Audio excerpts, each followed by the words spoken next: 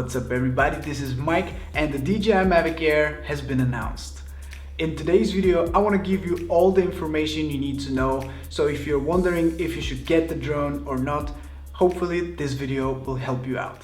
Just a couple of minutes ago, DJI has officially announced the Dji Mavic Air, putting an end to all the speculations and the rumors that were circulating around the web for the past couple of days. First of all, the Dji Mavic Air has a new design. It's a foldable design just like the Mavic Pro, but the size is a lot smaller and a lot more compact. It's even smaller than the DJI Spark in my opinion, as all of the arms are foldable. So when you fold everything up, you get a nice compact package that is even smaller than the DJI Spark. The Mavic Air is as tall and as wide as a normal smartphone, and interestingly enough is 41% smaller than the original Mavic Pro. The drone has a 3-axis gimbal for capturing smooth video, so that's definitely a huge improvement over the 2-axis gimbal of the DJI Spark. And the camera itself has a CMOS sensor with an f2.8 lens and a 24mm focal length. You can now shoot 4K 30 frames per second videos or 1080p in 120 frames per second for some extra slow-mo footage, or you can use 12 megapixel still images or 32 megapixel panoramic mode shots. And there's something that I really like about this panoramic mode is that it has improved over the one that we have in the DJI Spark. Now the drone takes 25 images and stitch them automatically and then saves the image to your camera roll, which was something that was missing from the previous panoramic mode in the DJI Spark. You also have a HDR capture mode, which is great when shooting in situations where you're trying to capture both shadows and details in the clouds, for example. So now the drone will automatically fix overexposing issues and use the high dynamic range for capturing those type of shots. You also have a 8GB internal storage, so in case you don't have an SD card, you can still shoot with the drone and have some images and videos saved automatically in the drone itself. The drone can stay in the air for roughly 21 minutes, and although it has a range of 2.5 miles or 4 kilometers, it's still not the same as the DJI Mavic Pro, which had the range of 7 kilometers. We are seeing an improvement in the active track technology, which now can sense up to 16 selectable subjects simultaneously, letting you choose the right tracking subject on the go. So you can select which subject you want to follow and the drone will follow it automatically. You simply need to tap on the screen. You don't really have to draw a box on the subject anymore. And just like the Spark, we also have the quick shots modes available in the DJI Mavic Air as well.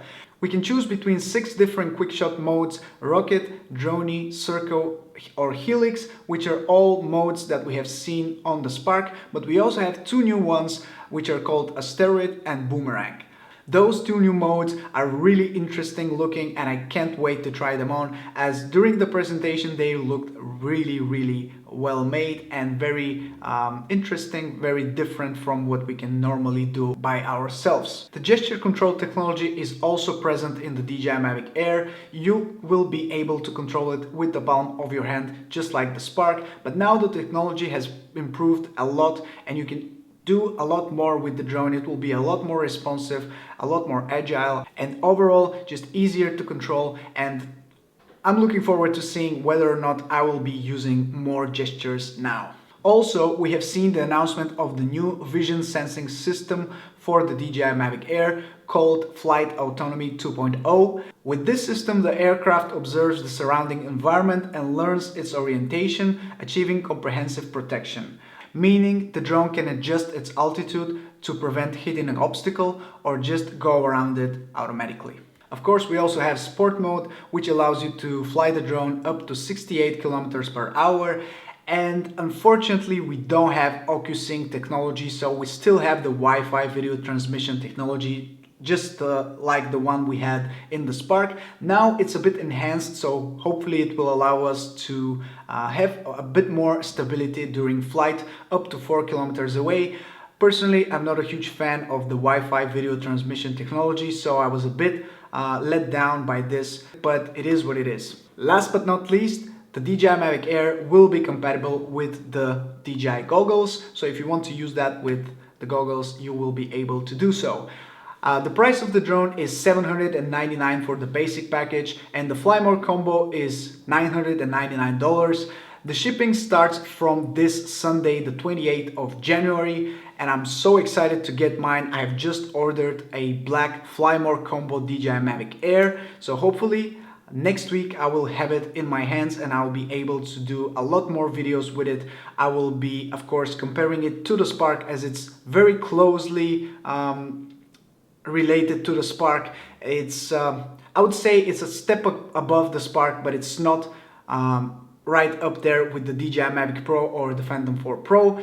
It's a medium between the Spark and the Mavic Pro, so it has some interesting technology inside.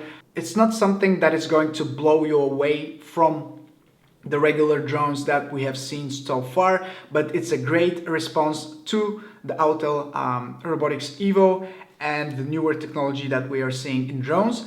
So I'm excited. I'm looking forward to getting my drone next week, hopefully, and making a lot more content with that drone. Let me know in the comments what do you think about the new DJI Mavic Air. If you want to get it, you will be able to do so by clicking on the link in the description. You will also help my channel, so it's greatly appreciated.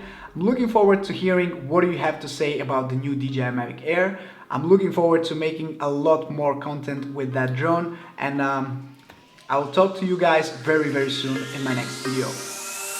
Ciao!